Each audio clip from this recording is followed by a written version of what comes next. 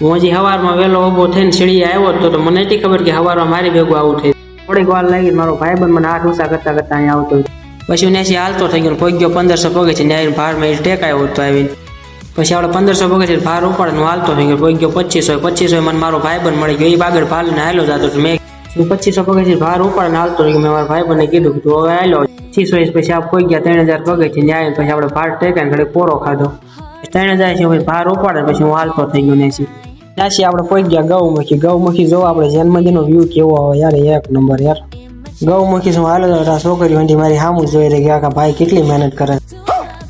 પછી આપણે ત્યાંથી પહોંચી ગયા સાસાકાઈ જૈન મંદિરનો વ્યૂ આવતો હતો એક નંબર. સાસાકાઈ આપણે પહોંચી ગયા અંબાજી આપણે દીપકભાઈ ચા બનાવતા. દુકાનની બહાર આવીને જોયું તો આપણે અંબાજી માના મંદિરના દર્શન થઈ ગયા. જેન દર્શન થઈ ગયા અંબાજી માના મંદિરના.